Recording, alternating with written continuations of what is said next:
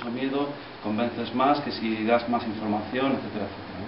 Entonces esta es una charla general, ¿vale? O sea, muy sencillita, de cosas muy básicas, que sería el principio. Y es una charla que di, no sé si os comenté, hace 2 años en Burgos, al partido, ¿no? Y nada, os la voy a contar.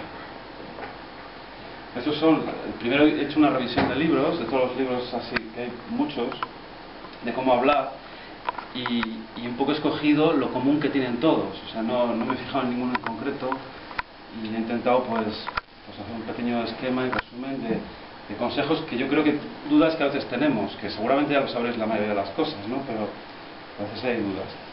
Lo primero que recomiendan todos los libros es que hay que tener mucho cuidado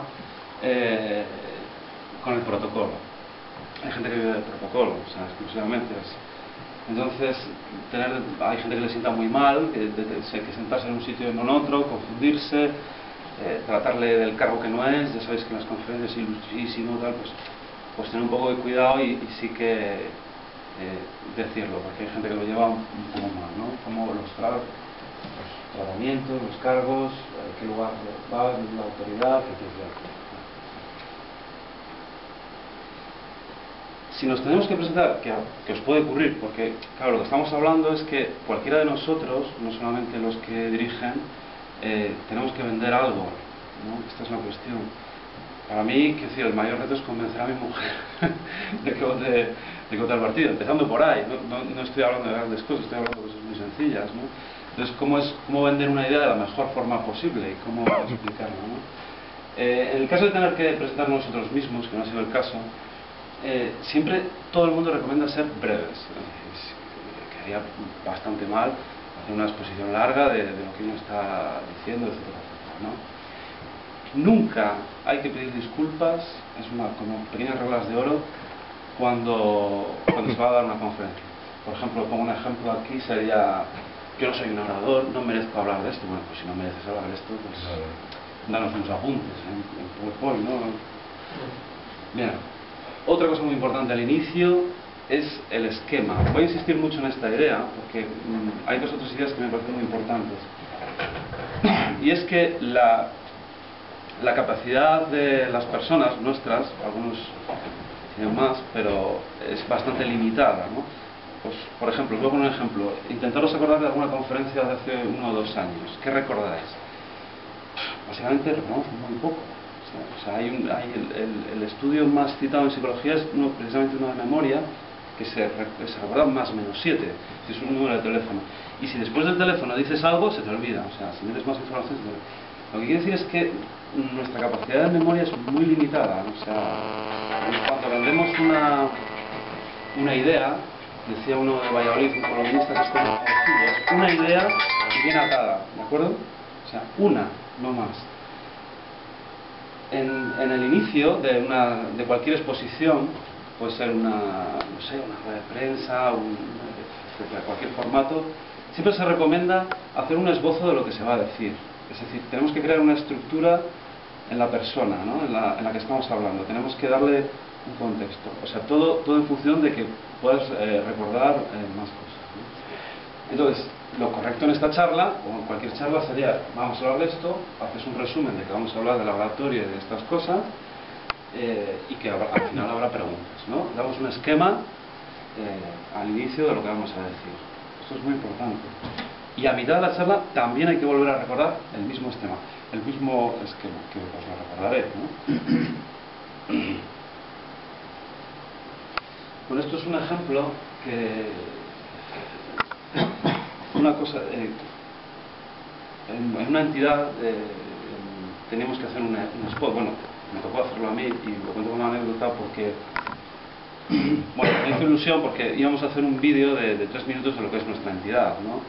Y bueno, pues yo ilusionado porque era como una especie de videoclip que me encantó, ¿no? Hice una historia igual, ya sabes que son los dibujitos, pues ahora dices esto con la música aquí, que es como se hacen los anuncios, los spots, los vídeos, ¿no? Y entonces se ofreció a ayudarme un experto en marketing de Promecal. Promecal es el que tiene de Palencia también, ¿no? Sí. Bueno, y me dijo algo sencillísimo, bueno, algo tan sencillo que me quedé muy sorprendido, y os lo cuento. O sea, Dicen, mira, si tú vas a hacer un anuncio de algo, si tú vas a vender una idea, es tan sencillo como hay un problema social, en este caso, bueno, es lo que yo trabajo con las drogas, hay un problema social, nosotros somos la respuesta, punto. Y nada más, o sea, no hay que liarse mucho más, hay que ser muy sencillitos, un final feliz. ¿Vale? Bueno, tampoco se aconseja empezar una charla, una comunicación, una rueda de prensa con algo divertido. Hay muy poca gente que se le dé bien realmente ser divertido. O sea, generalmente cuando yo también he intentado empezar una charla con algo humorístico, me he encontrado con personas, o sea, con escenarios muy fríos y siempre lo he tenido que quitar. O sea, no se aconseja empezar con humor. Después, otra cosa que hablaremos también, que es que las charlas también se aconseja no tenerlas escritas, o medio leerlas, si no se puede, o hablarlas, pero nunca leerlas. Y después hablaremos un poco más de esto. Bueno, cuando iniciamos una charla, siempre hay que empezar, se aconseja empezar con algo un poco sorprendente. Os he puesto un ejemplo, ¿no?, que me llamó la atención. Podríamos empezar esta charla así. ¿Saben ustedes que hay 17 países en el mundo que todavía existe la esclavitud? Pues sería un inicio muy bonito, ¿no? Que entonces capta la atención, que es la finalidad, ¿no?, que captemos la atención. Otros inicios que se recomiendan son un inicio polémico, de despertar el interés, una narración sorprendente, algo interesante, ¿no? El inicio es importante. Pues una portada que llama la atención, ¿no?, en este caso. Se recomienda mucho que hagamos un pequeño esfuerzo cuando preparamos la comunicación, la charla, lo que fuere, ponerse en lugar del otro, ¿no? Que esto ya es muy antiguo, lo decía Rousseau. Otro inicio muy frecuente es lo que se llama el comienzo casual, es decir, contar una anécdota con interés humano que nos haya ocurrido a nosotros. Pues mira, venía, y está siempre, lo habréis oído muchas veces, yo viniendo a Palencia me ocurrió, paré el coche. Y siempre. Otra forma muy frecuente que después comento es buscar un vínculo emocional con el que te ha invitado, ¿no? Esto es muy frecuente también, porque es un truco, es una manera de no ver al ponente, al que da la charla, como alguien ajeno o algo frío, sino yo mi vínculo en este caso le diría, bueno, pues lo que ha hecho Julio es brillante, ¿no?, en ese sentido. Nos conocimos de pequeños, entonces ya es decir, que estamos como todos unidos, ¿no? Es un buen comienzo, ¿no? Sí. Lo que se suele decir en oratoria, y es que de esta cita, y queda chula, es que no solamente se trata de saber, o sea, saber cosas. Uno puede ser muy bueno en su profesión y no saber comunicar. Quiero decir, nosotros podemos tener buenas ideas y buenas propuestas y no saber muy bien cómo comunicarlas, ¿no? Y este es uno de los desafíos que decía este catedrático de patología. Él decía, el médico que solo sabe medicina ni medicina sabe. Bueno, esto es algo, dice, hablar para que te vean, ¿no? Hoy me han visto 50 enfermos. Esto es algo, la actitud pasiva y la actitud activa ante las cosas. Bueno, después hay realmente la mejor forma de practicar esto es hacerlo, no hay muchos más trucos. Que esto es una charla para gente pues, normal, ¿entendés? Después la gente experta creo que no lo necesitará, ¿no? Y ahí sí que es cierto que hay mucha gente que tiene mucho miedo. No estoy hablando de la fobia social o específica de determinadas cosas, que serían un 3% de la población, que tiene capacidad. Hay gente que realmente no puede, ¿no? Estaría por el 2%. Pero este relativo miedo, pues tiene un porcentaje muy alto. ¿Cómo se arregla? Pues, bueno, esto sería otra charla. Pero básicamente cada uno tiene que encontrar sus pequeños trucos, porque todos los tenemos. O sea, las mejores fórmulas para enseñar esto serían las propias, las que uno se encuentre a gusto y las practique. Algo que sí que me gustaría repetir mucho y como os he dicho que tenemos, os vais a acordar de pocas cosas cuando pasa el tiempo. Si os tuvierais que acordar de una cosa solo, es que simplemente hay que prepararlo mucho. O sea, nunca hay que improvisar. Nunca, jamás. O sea, absolutamente prohibido. Bueno, ya si sois grandes profesionales, pues muy bien, ¿no? Pero siempre hay que prepararlo. Y vamos a ir viendo cómo también, ¿no? O sea, esto es... y después lo repetiré 6 o 7 veces más para que os acordéis bien. Y... es decir, nada es fruto del azar. Si no lo estás preparado, no, esto es como decía Picasso, que la inspiración me llegue pintando, ¿no? Porque si no... Después hay temas que muchos dudan en plantear, en decir. Dice, también se recomienda que si tienes dudas sobre algo, no lo cuentes. O sea, hay que ir un poco a lo seguro, ¿no? ¿Alguna pregunta? No. Bueno, entonces, el arte del oratorio tendría dos vertientes. Es decir, hay gente que se le da muy bien, pero partimos de la base que es un 50%. Es decir, hay una parte que hay gente que es muy hábil, pero hay otra parte, o la mitad, que se puede aprender. Pues se puede aprender ensayando, trabajando, etc. Se aprende de otras, de cómo lo hacen, etc. Y sobre todo ensayarlo, ¿eh?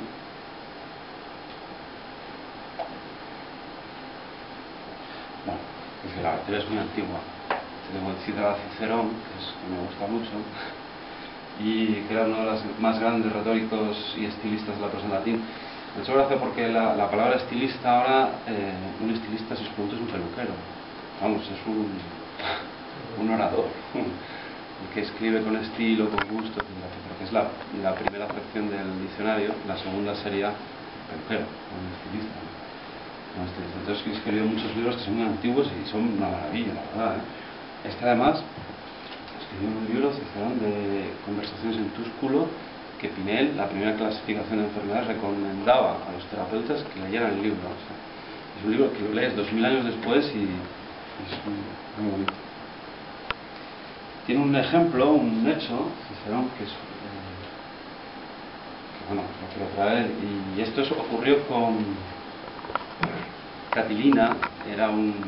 Quería ser cónsul, un señor que quería ser cónsul, pero siempre perdía las elecciones, siempre perdía, ¿no? Entonces, Catilina, que está ahí, siempre perdía las elecciones y entonces un día decidió dar un golpe de estado en Roma, pero Cicerón se enteró. Y lo bonito de esta historia, que os la traigo aquí, es lo que le dice, ¿no? Entonces, en un foro le desenmascara, ¿no? Y como veis, mientras Cicerón va hablando, todos se van apartando de él, ¿no? Y se queda solo. Y hay una frase muy famosa que es "Quos que tandem abutere", me he entendido aprender a memoria, Catilina patienta nostris. ¿Hasta cuándo, Catilina, abusarás de nuestra paciencia? ¿No? Lo bonito de este ser es que se desenmascara sin violencia, con la retórica y con la palabra, que no usa... es un bonito ejemplo. Lo que decía Cicerón hace 2000 años es prácticamente lo mismo que podemos decir hoy en día. Es decir, diferenciaba en dos partes, una más interna y otra exterior, que es lo que se expone, ¿no? A mí me llama la atención la exterior porque si tú vas a publicar un estudio científico, una revisión de textos, y bueno, fuera un estudio, es lo mismo. El exordio es la introducción, la exposición sería el análisis de datos, la argumentación sería lo que hoy tenemos por discusión, que es lo que te piden las revistas científicas, y el epílogo de las conclusiones, ¿no? Es un poco lo mismo. Cicerón decía que había que dedicar un tiempo, hay que dedicar un tiempo, y eso hay que prepararlo, a concebir, a ordenar y un poco a adornar lo que vamos a decir, ¿no? Y también a memorizar el contenido. Esto es importantísimo, hay que aprendérselo de memoria. Suena un poco raro, pero después hablar un poco de esto, de aprendérselo de memoria. Y después algo que decía, que es muy bonito, es decir, se comprende, nos dice, que a tenor de lo exigido, porque claro, esto exige bastante tiempo, todos estos requisitos sean difícilmente poseídos por un solo hombre, lo que explica la rareza del buen orador, extensible por supuesto a la excepcionalidad del buen filósofo. Bueno, las reglas básicas de vender una idea, una charla, una conferencia, lo que fuere, un comunicado en la prensa, bien sencillito, es como es NBA, digo, una regla mnemotécnica, para que os acordéis, es natural, tiene que ser con naturalidad, breve y amena. Tiene que tener, si cogéis estos ingredientes, ¿no?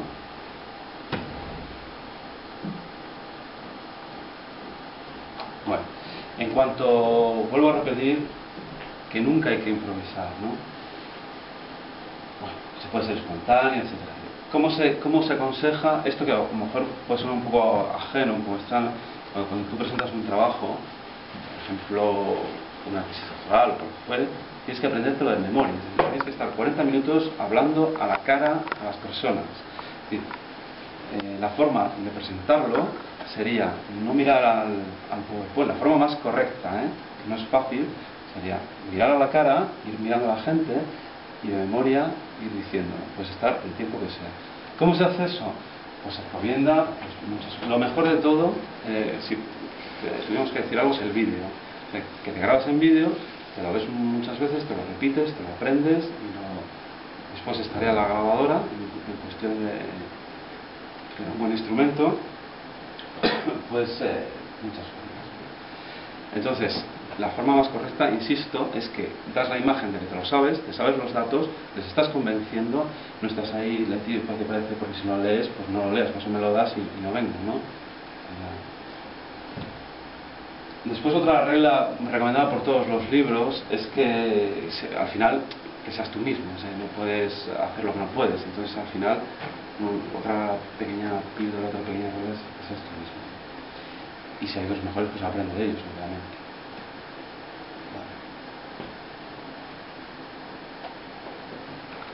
Una de las cosas que a mí me parecen más difíciles y que también recomiendan, pero a mí me parece complicado, es que hay que entrenar el tiempo, ¿no? Porque, no sé, me acuerdo en Salamanca una charla, éramos 3 ponentes y hablaba de ludopatía, yo creo que, y teníamos 20 minutos cada uno y la señora llevaba 40 minutos y la quedaban otras 40 diapositivas, ¿no? Es decir, yo creo que desacredita esas cosas al que habla, ¿no? A lo mejor esta señora, no sé, quería dar la sensación de que sabía mucho y tenía mucha información, pero en el fondo yo creo que desacredita a quien hace estas formas, pasando diapositivas y bueno, una cosa. Entonces, y digo no es fácil, porque es entrenar el tiempo, ¿no? Yo supongo que eso habrá pasado a algunos, que tú después nunca corresponde bien el tiempo que lo ensayas que el tiempo que lo dices. Siempre suele... O sea, que sí. Siempre suele tardar más, siempre suele ir más lento en una conferencia, y en casa cuando estás tú solo suele ir más rápido, suele ser incluso si es una hora, pues bueno, depende de cada uno, ¿no? pero siempre suele haber un rango ahí de error. Entonces, ¿qué recomiendan para el tiempo? Intentar medirlo mentalmente, intentar pensar que es un minuto, ensayar, y sobre todo ensayarlo otra vez por un segundo, ¿no?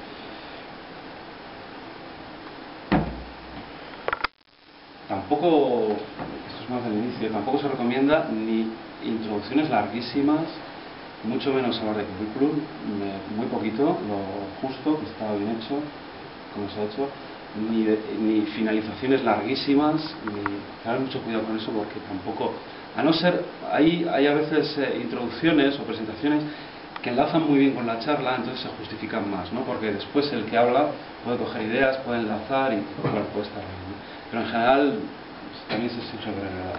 Y también hay charlas, que pues, ya que os he contado que estas charlas se hacen en Burgos todos los meses.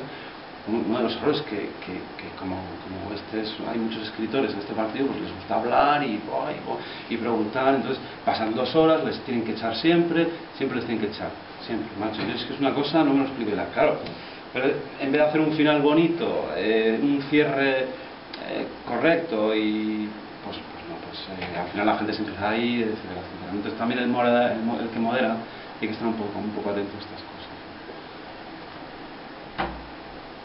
Bueno, este es un dibujo de una amiga que me gusta mucho y lo dice todo, que hay que ser obrero.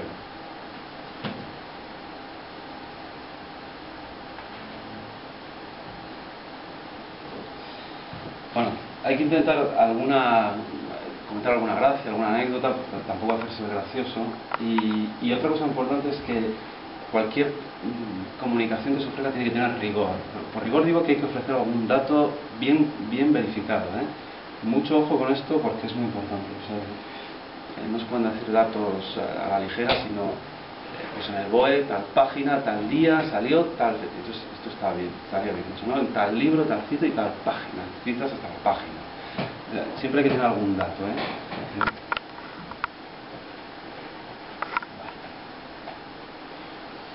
Bueno, y después hay gente, pues como digo, que se le da muy bien las risas, el humor.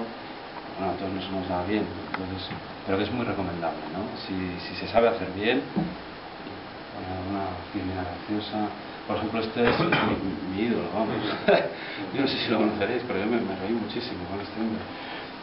Además, la comunicación que utiliza, que es tremendamente crítico, pero lo habéis conocido, lo habéis oído, esto sí, sí, porque está colgado en la red de Valencia, vamos. Y lo he puesto yo antes de venir. Bueno, no, pero ya la semana pasada o hace... Bueno, este utiliza un mensaje, un discurso que a mí me parece muy interesante, me recuerda mucho al Twitter. O sea, si usáis el Twitter, o sea, son como pequeñas frases cortas y divertidas, pero muchas. O sea, hasta el lenguaje no es un poco farragoso, ¿no? Pues no, la recomendación es absolutamente clara y ser muy comprensivo.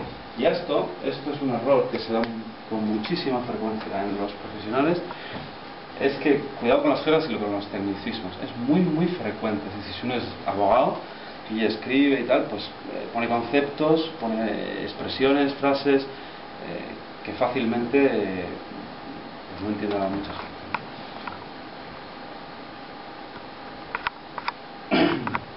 Volvemos a decir, lo decía al principio, que hay que dar estructura, es decir, no estoy hablando de que no esté mal, que un discurso más tipo filosófico, etcétera, que la gente lo sabe hilar muy bien, ¿no? Estoy hablando de cómo podemos vender una idea y que se memorice mejor en la gente, ¿no? Entonces, en ese esquema que decimos al final y a la mitad, hay que hacer determinadas pausas y recordar que vamos a hablar de otras. Bueno, y ahora vamos a pasar a hacer esas pequeñas cosas. Muchas veces, si os habéis oído así, hay discursos tan sumamente lineales que no se entiende nada. O sea, charlas de un cura, una misa, no sé, y es como un encefalograma, así que no crea cortes, no crea cambios de voz, etc. Entonces, en estos cambios, en ese esquema inicial, hay que hacer determinados pasos y recordar que vamos a entrar en otra cosa. También incluso se suele recomendar que preparar la audiencia para preguntas, o sea, para que vaya pensando la gente en qué va a decir. La recomendación de todos los libros es que no hay que leer, Ahora bien, pues a mí me ha ocurrido que en algún foro muy complicado y que tenía que tener mucho cuidado con lo que decía, pues la he leído.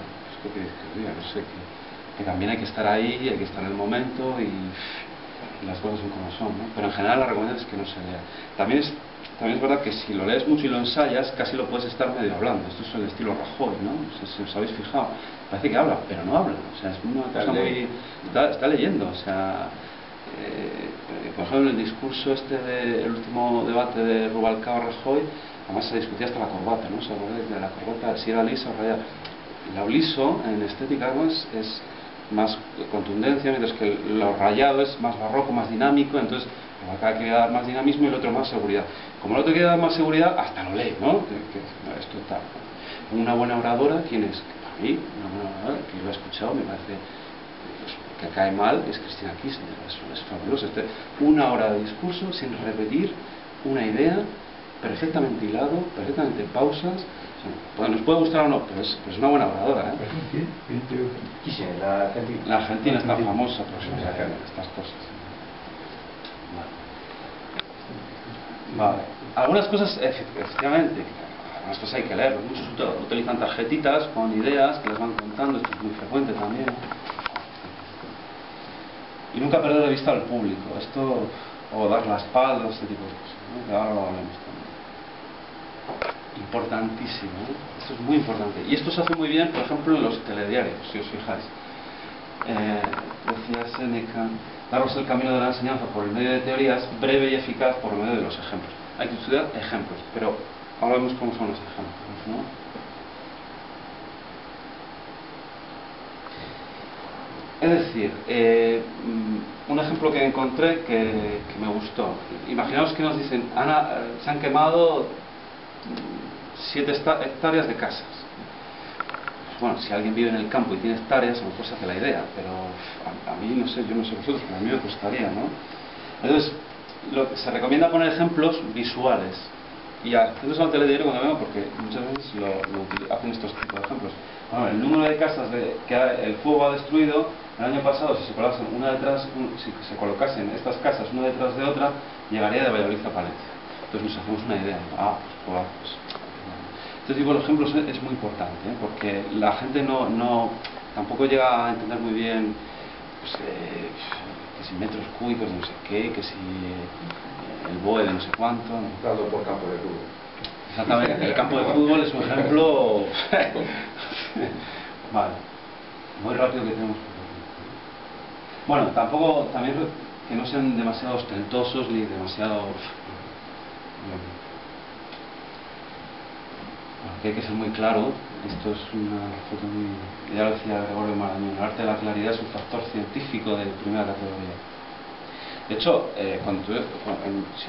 si leéis artículos de ciencia, no te dan ni la opinión, os habréis fijado, o sea, no se puede dar la opinión. Tienes que ser rigurosamente atender a lo que te están pidiendo, y si no, no te aceptan la investigación, ¿no? O sea, que no es una broma, es que es así. O sea. Bueno, también se aconseja lanzar preguntas al público. ¿Qué os parece? ¿Qué opináis? ¿Qué tal? ¿No? Pero también es cierto que si se abusa puede dar sensación de confusión, introducir demasiadas preguntas. La justa, 1, 2 y muy claritas. Pero tampoco hay que abusar, ¿eh? Este cuadro también es de una chica de Palencia, ¿no? Bueno, también otro consejo es preguntar si estamos acabando, cuánto tiempo queda el moderador, pero preguntarlo como mucho una vez, no más, ¿eh? O sea, tampoco es más conveniente. Y al final, claro, el fin es que te atiendan. Yo no sé, hace poco vi que había un coche estropeado, ¿eh? Bueno, es decir, que hay que captar la atención de la gente. Después hay muchas cosas que nos cuentan lo importante que es aplicar algún silencio, modular la voz, cambiar el tono.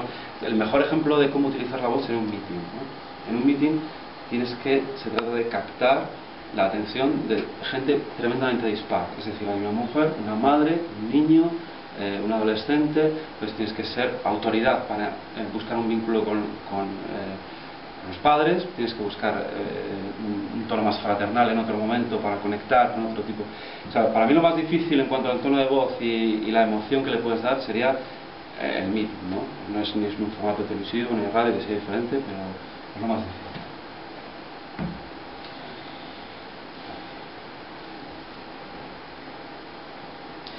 En cuanto a moverse, hay gente que se pone a andar por todas partes. Bueno, si el PowerPoint es muy bonito y puedes estar viendo bien, pero también le despista mucho a la gente. Igual que a crear PowerPoints que la gente pone en movimiento, empiezan a salir figuras, y al final siempre se equivoca y pasa a la siguiente cuando no tenía que haber pasado. Se recomienda no poner nada, o sea, un pantallazo y punto. Y esto es también en los trabajos, se presenta, se aconseja así. A mí me despista mucho eso que hay gente que pone una mano, que empieza a hacer así, hola, o no sé, cosas de trabajo, ¿no?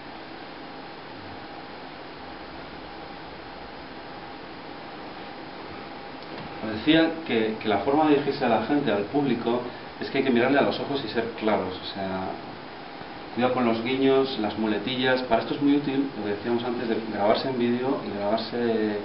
También es muy común que la gente tenga muletillas. He estado con charlas de gente que se supone que era muy buena, con mucho prestigio, todo el rato diciendo muletillas. Bueno, esto nuevamente hay que ensayarlo, ¿no? Otra vez vuelvo a decir, para que no os olvidéis, como sé que os podéis acordar de pocas cosas dentro de un tiempo, que hay que grabarse, hay que verse, hay que grabarse en una grabadora, hay que ensayarlo, hay que repetirlo, etc. Algo que es muy útil es la supervisión, es decir, con algún compañero poderlo ensayar. Es tremendamente útil. Si vosotros tenéis que hacer una charla, un artículo, cualquier cosa, que os superviséis entre vosotros, o sea, con alguien que os, no sé qué, yo qué sé, esto cómo funciona, ¿no? Pero la supervisión. Bueno, esto es un errores que se suelen cometer, que es ponerse de espaldas y dar la espalda al público. Bueno, la forma correcta de moverse sería como los hombres del tiempo, los habéis visto en la televisión. Eso es algo fabuloso. Fijaros cómo son las mujeres y los hombres del tiempo, que hacen una especie de lento y se están moviendo continuamente, pero no hay nada que te llame la atención, o sea, no hay nada que te suene mal. Lo hacen con cierta lentitud, con cierta elegancia. Entonces van presentando algo que está detrás, pero no dan la espalda, ¿no? Fijaros en los hombres del tiempo, que son auténticos profesionales, y volver a dirigirse al público.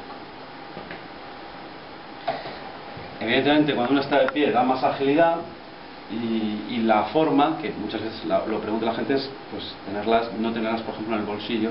En los juicios no te recomiendan tener las manos en los bolsillos, muchas cosas en los juicios. No mirar el reloj, etcétera, etcétera. Bueno, tampoco hay que provocar en exceso, tampoco me gusta. Lo recomendable en cuanto a las manos es tener las palmas para arriba. Esta también es una duda muy frecuente. Cuando tú presentas un trabajo también en las universidades, ¿verdad?, te dicen que hay que tenerla así, ¿no? Pues este sería un buen ejemplo. Ni cerrados, ni así, ni cruzar los brazos, etcétera. Relajados, tranquilos.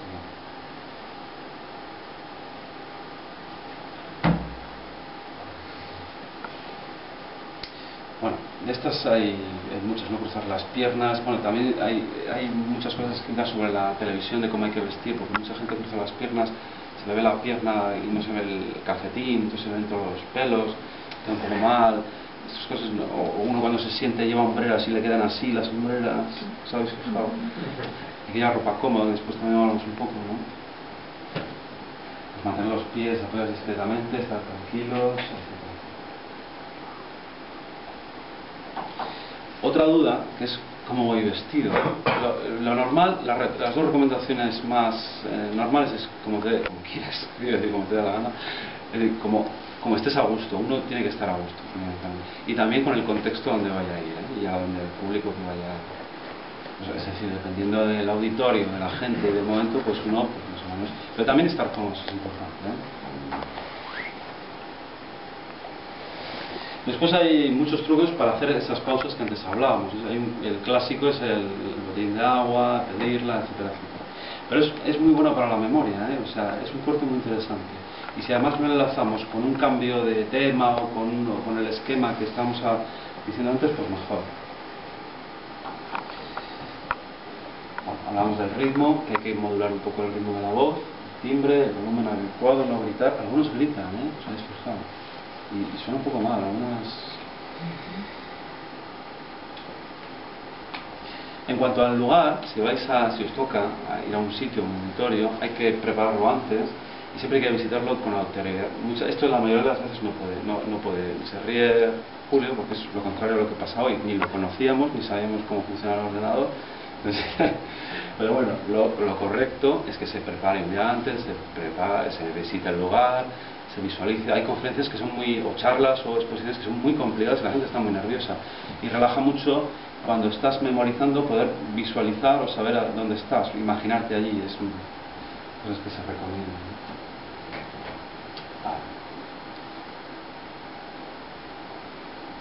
Bueno, pues esto sería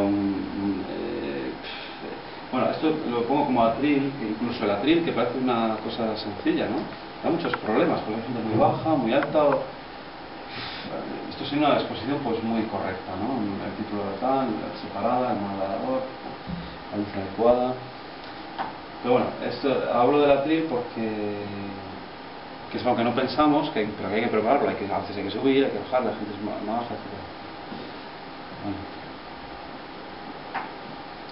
Otra cuestión muy importante es que hay que saber un poco el nivel del público al que nos dirigimos. O sea, Si no es lo mismo jóvenes que mayores, etcétera, el nivel cultural, etcétera, etcétera, ¿no? Y también hay que preguntarle y decir, esto lo sabréis, bueno, recordamos. Es lo mismo, el interés, el número de personas, no es lo mismo presentar un trabajo entre profesionales que a la población normal, o en un sitio o en otro, ¿no? Esto es lo que comentaba al inicio de buscar algún vínculo con el que te presenta y vincularte al público, ¿no? Algo que puede ser muy sencillo, que siempre hay que tener cuidado con esto del usted, porque es decir, pasar del usted al tú es muy sencillo, pero lo contrario es imposible, ¿no? Tener cuidado con estas cosas, ¿no? Después hay charlas, exposiciones que se utilizan tanta tecnología que al final pierdes de vista o no te enteras ni de lo que está hablando. No sé si habéis estado en alguna de estas. O museos que son tan espectaculares que da igual lo que exponen porque son más emocionantes que los cuadros, ¿no? Bueno, utilizar en su justa medida y que sobre todo que no se conviertan en el protagonista, porque al final, ¿qué es lo que queremos hacer? Vender una idea, ¿no? Que es a lo que estamos. En este sentido es mejor no poner nada y que la gente se entere de lo que se tiene que enterar, ¿no? Vale. En cuanto al micrófono, pues bueno, la posición correcta sería por debajo de la barbilla, etcétera, etcétera. Muy importante esto también, y es un error muy frecuente. Así no, y así sí. O sea, esto sería correcto, esto sería incorrecto, ¿no? Es decir, que mira, una anécdota me tocó ser jurado solo he sido una vez, en un congreso de psiquiatría y había muchas ponencias y había, la verdad, me acuerdo de una ponencia realmente buenísima, ¿no? Y no ganó y era bueno, yo creo que fue por este error, o sea, ponía tantos datos y tan pequeños que la gente no se enteraba de nada, o sea, y después ganaron unas enfermeras que fueron clarísimas, lo presentaron correctísimamente y muy bien. Esto es hay muchas ponencias, si lo habéis visto, que ponen muchísimo texto, ¿no? El texto tiene que ser el mínimo siempre y uno se lo tiene que aprender, ¿me entendéis? O sea, uno lo tiene que saber, no lo tiene que estar leyendo, pues eso pasa en el PowerPoint, ¿sabes? Si no vengo. Vale. Bueno, que estén bien ordenadas, no revueltas, lo que expones, el número justo, cuidado con las animaciones, que esto también nos hemos dicho, ¿no? Que empiezan a caer figuritas, palabras, y después nunca aciertas cuando las tienes que acabar. Y esto sería un ejemplo de no ver, de malas presentaciones. Y esto es de verdad muy frecuente. O sea, yo me lo he encontrado en muchísimas charlas, en muchísimos sitios, cosas incomprensibles. Te traes el telescopio, os pongo un dibujo, un telescopio de otra chica de Palencia y lo vuelvo a poner para que no se os olvide. Y en parte tengo que hablar del vértigo de las listas, ¿no? Porque cuando haces muchas listas al final te entra algo. Y es la aguja en el pajar. Bueno, otra cuestión es el puntero láser, que también hay cierto debate con esto, ¿no? Cómo señalarlo, no abusar de él, no dejarlo encendido porque después empiezas a mover y la gente empieza a esquivar el puntero, creas un poco de... Tampoco subrayarlo todo porque la gente sabe leer y no dejarlo por eso. Y esto es fundamental, muy importante, y que no se os olvide. Con frecuencia los científicos usamos las estadísticas como los borrachos las farolas, y para sujetarnos más que para alumbrarnos. Es decir, también me he encontrado un profesor muy reconocido que os voy a poner ejemplo. Esto es el porcentaje de personas que tienen esta enfermedad es esto, el porcentaje de tal que tiene esta enfermedad es este, el porcentaje de tal. Hemos terminado. Pero que es decir, que muy bien por el rigor, pero ¿cuál es tu opinión?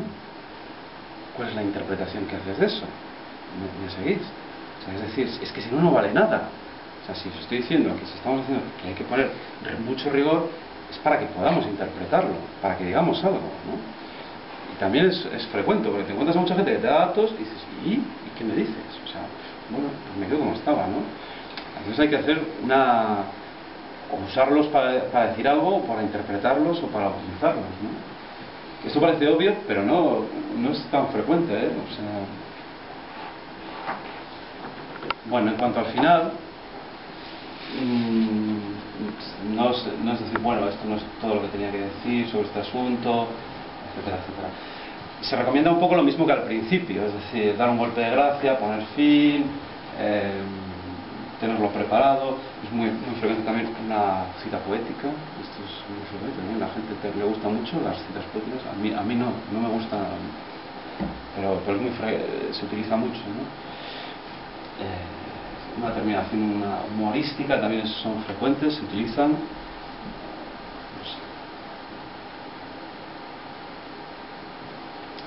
Vale.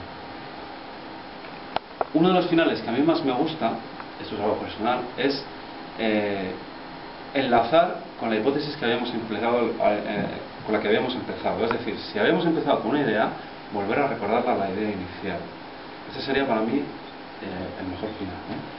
Es decir, si estamos vendiendo, yo qué sé, cualquier idea, y bueno, la conclusión es esta, y volvemos a la idea, no se ve y quede clara. Preparar a la audiencia para preguntas, etc. Y dejar claro que hemos terminado. Parece una obviedad, pero como os decía, los compañeros de Burgos siempre les pasa lo mismo. Yo es que no me lo explico, no terminan, no saben terminar. Y ven a hablar y ven a hacer preguntas, la gente se da. También hay que saber empezar y terminar.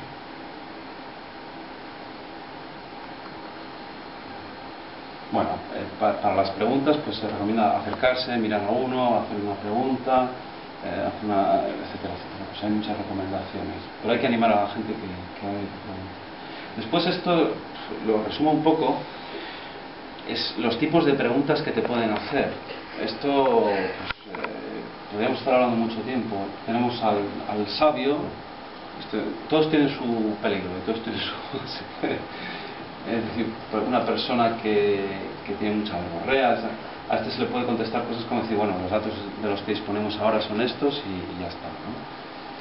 Y ya está. Otra crítica muy interesante, una pregunta, fíjate, le hicieron a uno estaba hablando de una cosa médica y dice, ¿qué tienes sin ser médico para hablar de medicina?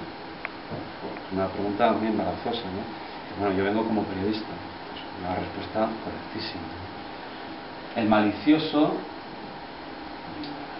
que desea ponerle a prueba a esta gente que pues, se recomienda responderle con mucha brevedad y con mucha frialdad, cortar, muy serio, y tampoco hay que darle bola a alguien que te intenta provocar o etcétera, etcétera, ¿no? Pues hay muchas preguntas, muchas veces estas casi yo diría que son la mayoría son inocentes, o sea, es decir, pero hay que contestarlas con educación, con respeto, obviamente. Volver a repetir sin ningún problema alguna cosa, ya el insistente y venga a decir, a esto hay un truco también, bueno, y después hay otro truco que decir, bueno, si alguien se enzarza mucho, decir, bueno, a la salida lo seguimos hablando, etcétera, etcétera, pero tenemos que cortar, ¿no? El reventador, mira, la recomendación para el reventador, según la teoría, es quitárselo de encima cuanto antes y punto, o sea, como sea. Muchas gracias todo el reventador. El discutidor, nunca hay que enfrentarse con porque venga a buscar una... Hay gente que busca una razón, busca siempre esa verdad absoluta y venga a decir lo mismo, etcétera, etcétera. Después está la pregunta de alguien pues, que esté loco, ¿no? O sea, que esto también es frecuente. Y entonces hay que responderle muy tranquilamente. Claro, personas a lo mejor que tienen pues, su delirio, sus cosas, hay que ser muy educado, muy respetuoso. Y la ventaja de esto, no sé si lo pongo aquí, es que todo el mundo se da cuenta que está loco. Entonces, que no es que sea yo, sino que todos vemos que pues hay una persona pues, que tiene un problemilla, entonces tampoco pasa nada, ¿no? Pues lo normal. Y después algo muy famoso son los alborotadores, que esto ha sido muy frecuente, ha salido en televisión, y si os habéis dado cuenta, no sé si recordaréis, los políticos siempre responden esto, y lo tienen muy preparado. Es decir, ustedes que alborotan viven en una sociedad libre y por eso pueden protestar, dicen cosas de este tipo, ¿no? Es decir, estáis en vuestro derecho, ¿no? Y llamar a la policía y a la seguridad. Bueno, ya, no sé si la última me queda. Y la conclusión final que yo haría, vuelvo a insistir lo mismo, que como os digo, dentro de un año os acordaréis de pocas cosas de lo que hemos hablado hoy, y me gustaría que os acordáis solo de esto, que hay que prepararlo, y punto, no tiene muchos más misterios. Y que os cueste, no sé de esto. Y nada, muchas gracias.